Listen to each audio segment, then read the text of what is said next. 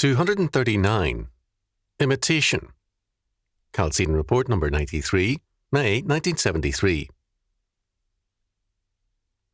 Thomas à Kempis, circa 1379 to 1471, wrote a devotional manual entitled On the Following, or Imitation of Christ, said by some to be, after the Bible, the most widely read book in history. The title sums up the major cultural goal in the history of Western civilization, the attempt to create a social order in terms of Christ and Scripture. With the Renaissance, and then with the Enlightenment and the French Revolution, another cultural goal came into existence, the imitation of the non-working rich, royalty or nobility. The object of envy and imitation became the idle classes, men beyond work, men who could live in contempt of monetary considerations, morality and law. The rake and the dandy became heroes. They seemed to live a life without reckoning, and without a day of economic or religious judgment. The beginning of the era of revolutions did not lead to a proletarianization of culture. Instead, the new classes in power began to imitate the vices of the old aristocracy and to flaunt their contempt of economics and religion as a means of proving that they had arrived. In France, from Louis XIV on, the court was marked by gambling on a massive scale and sexual immorality. 19th century France saw the new classes imitate royalty, and courtesans triumphed as never before.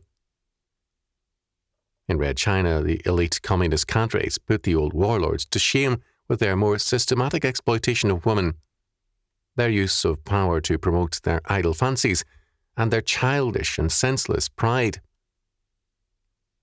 Each new generation of leaders has imitated the older idle rich and have built houses, not in terms of convenience and utility, but as imitation palaces, and furnishings still are prized because they echo the ornate vulgarity of the Bourbon styles.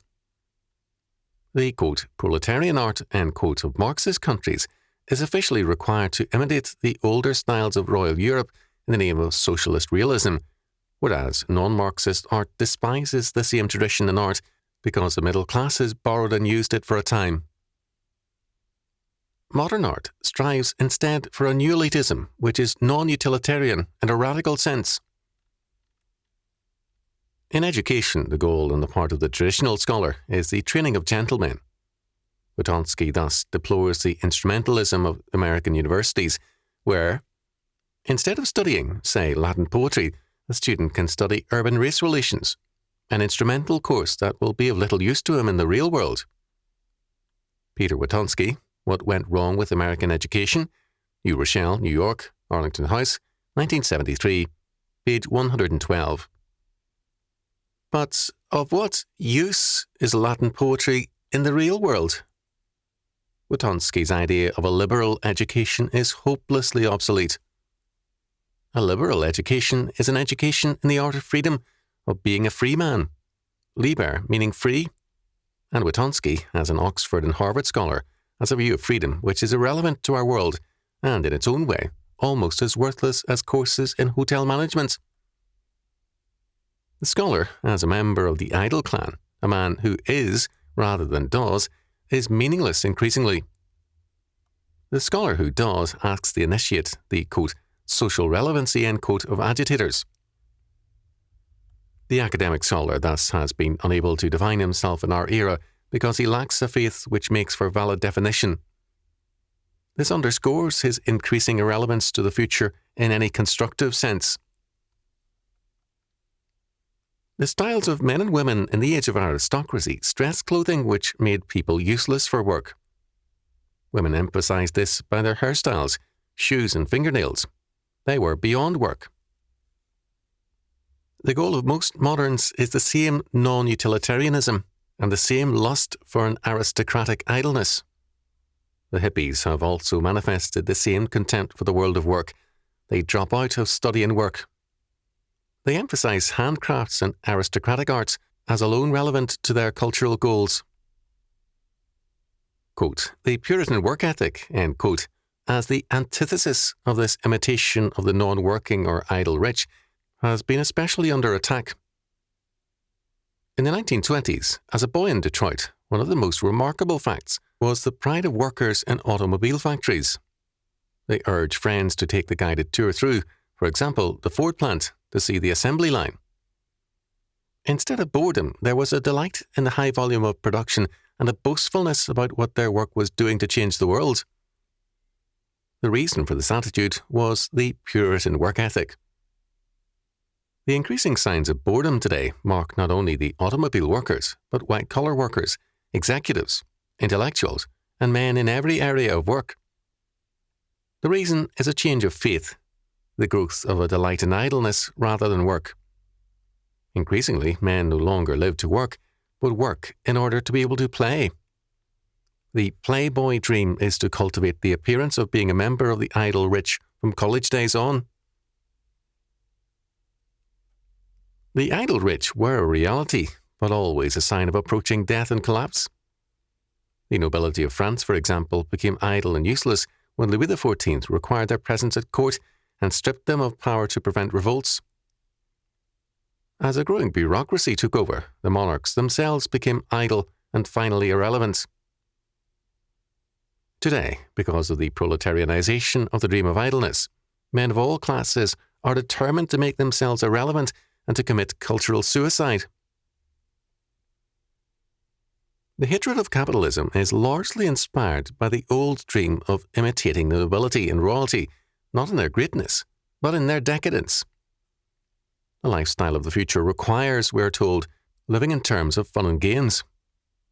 We are asked to despise mass production in favour of handcrafts and to love the new morality rather than to obey God. The rich have always been with us, as have the poor. The lines, historically, have been very sharply drawn. To the horror of the nobility, the Industrial Revolution not only created a new rich class, the industrialists and merchants, but it made good living cheap enough for the middle and lower classes. Capitalism undermined the old aristocracy and dramatically benefited the masses. As Hazlitt notes, before the Industrial Revolution, the prevailing trades catered almost exclusively to the wants of the well-to-do. But mass production could succeed only by catering to the needs of the masses. Henry Hazlitt, The Conquest of Poverty, New Rochelle, New York, Arlington House, 1973, page 54.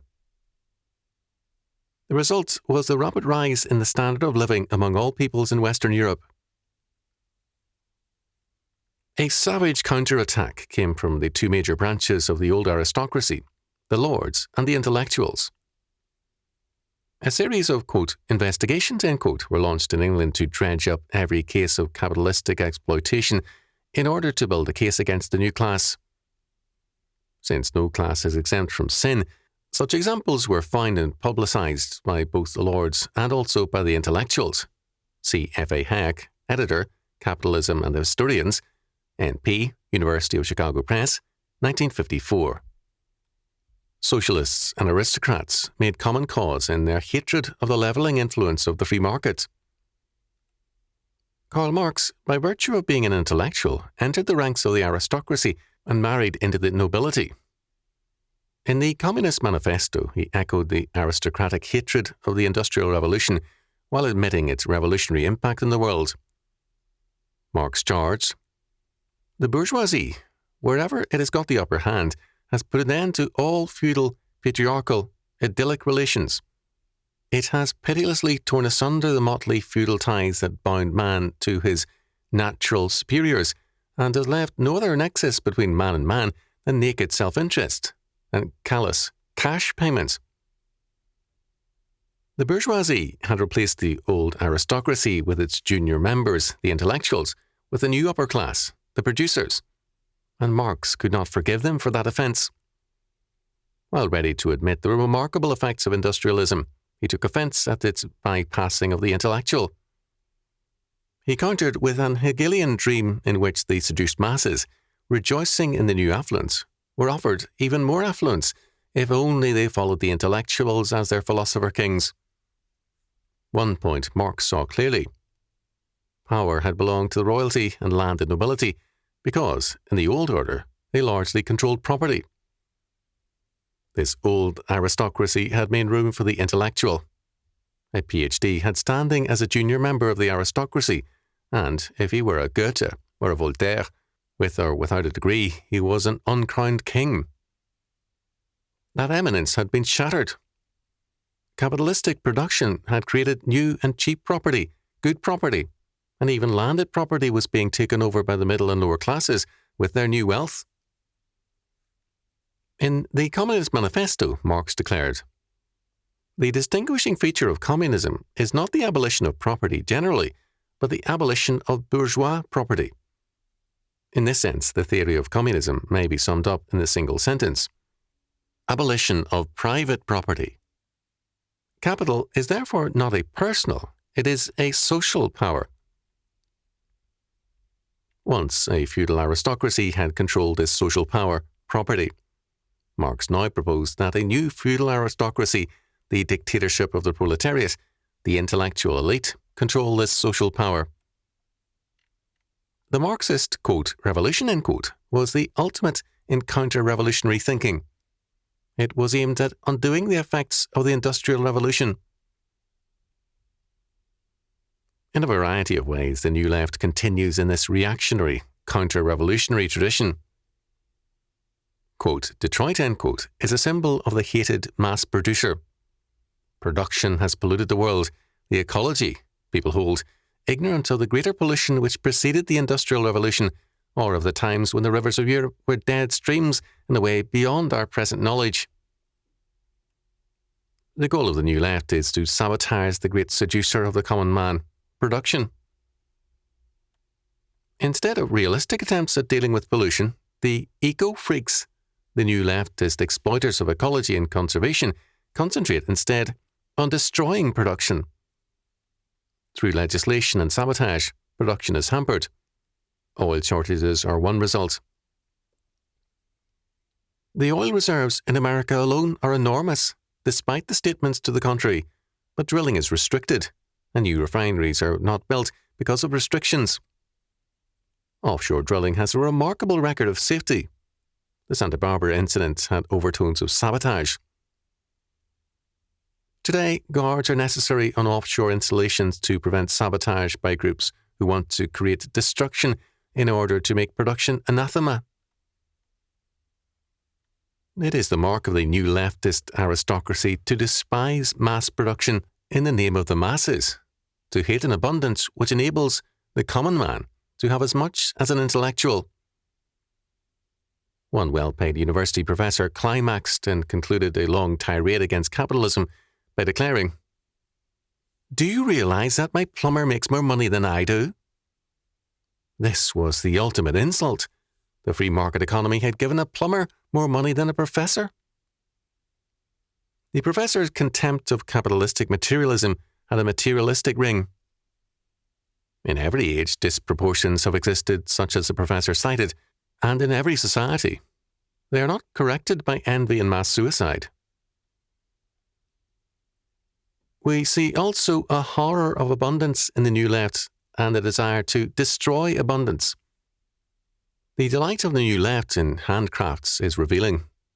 What they produce is sometimes good, sometimes crude and childish, but in either case, it has, for them, the virtue of being a scarce product.